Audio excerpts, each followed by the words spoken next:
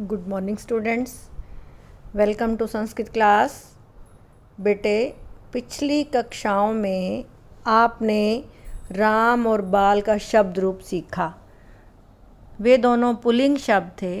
इसके बाद हम पहले नपुंसक लिंग शब्द रूप सीखेंगे, क्योंकि आप जानते हैं कि संस्कृत में 3 लिंग होते हैं: पुल्लिंग, स्त्रीलिंग, नपुंसक लिंग।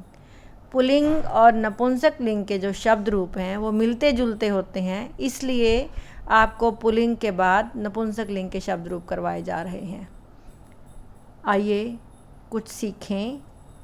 शब्द रूप है फल। फल मीन्स फ्रूट्स, फल मीन्स फल। हिंदी में फल ही बोलते हैं ना बेटे, वैसे आप फ्रूट्स बोलते हो और संस्कृत में भी फल ही बोलते हैं। और शब्द रूप कैसे चलता है? इसके एंड में म लगता है। फलम, फलम बोलते हैं। फल को संस्कृत में क्या बोलेंगे? फलम। आप जब पाठ 1 और 2 के कुछ शब्द मैंने आपको करने के लिए बोले हैं वो आप कर लेना। डॉक्यूमेंट सेक्शन में भी मैं डालूंगी काम आपका। आइए पढ़ें। और पिछली कक्षा में मैंने बच्चों को कहा था, लाइव क्लास में भी और दूसरी क्लास में भी बोला था, वीडियो क्लास में भी, कि आप ना शब्द रूप देख कर रखना व्याकरण में से, और आपके मन में जो कुछ आए अपने व्यूज़ मुझे बताना कि ये बाल और राम से कितना मैच करता है।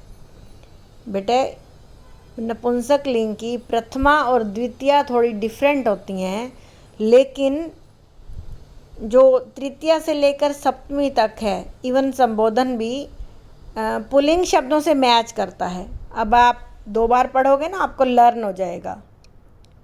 शब्द रूप है फल, प्रथमा विभक्ति फलम, फले, फलानी। द्वितीया भी सेम है।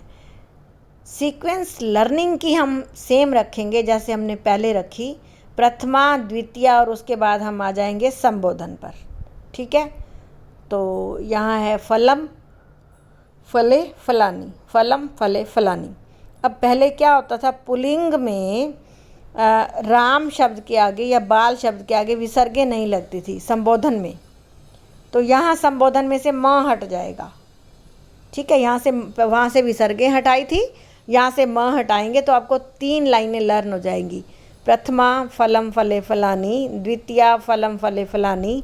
संबोधन हे फल, हे फले, हे फलानी। इसके बाद आपने सीखी 3, 4, 5। सेम पैटर्न है। आपने किया था बालेन, यहाँ है फलेन। बालाभ्याम फलाभ्याम फलई, बालई। फलाए फलाभ्याम फलेभ्य। पंचमी फलात फलाभ्याम फलेभ्य। षष्ठी फलस्य फल्यो फलानाम। सप्तमी फले फल्यो फलेषु। देखो, जो एक वचन के शब्द रूप हैं, मैं बाल का बोलती हूँ, आप फल से मिलाइए। बालेन, बालाय, बालात, बालस्य, बाले। ठीक है? अब अंतर यही है, इस बात का आपने ध्यान रखना है। इस बात का आपने ध्यान रखना है कि वहाँ पर ब को आ की मात्रा है, र को भी आ की मात्रा है, लेकिन यहाँ पे हमारा शब्द है फल, फल। दोनों में मात्राएं नहीं हैं। बच्चे क्या गलती करते हैं कि जब फल का शब्द रूप लिखने लगते हैं तो फ को आ की मात्रा लगाते जाते हैं। यहाँ कहीं भी पहले अल्फ़ाबेट पे कोई मात्रा नहीं आएगी। फ में कहीं पे भी हमारे पास 7 विभक्तियाँ हैं और 8वां संबोधन। 3 8 24। इन 24 वर्ड्स में कहीं पे भी आपको भूल से भी फ पे मात्रा नहीं लगानी। उसमें हमारे 2 अल्फ़ाबेट थे, ब और ल और र और म। उसमें क्या था, ब को आ की मात्रा थी। हमारा शब्द ही बाल है और हमारा शब्द ही राम है, और यह हमारा शब्द है फल, फल। पहला वर्ड हमारा बिना मात्रा का है, इसलिए उसमें आप कहीं भी मन में बाल या राम को पढ़ते हुए मात्रा नहीं लगाएंगे। इस बात का विशेष ध्यान रखना। लर्न तो बच्चों को हो जाता है, लेकिन वो फ में आ की मात्रा लगाकर गलती कर देते हैं। तो आज के लिए आप इसको बार बार रिवाइज़ करेंगे और सामने एक पृष्ठ पर राम और एक पर फल, या एक पर बाल और एक पर फल, ऐसे देख देख कर सामने रख कर लिखेंगे।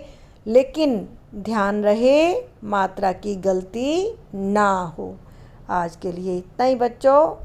आपका दिन मंगलमय हो। धन्यवाद।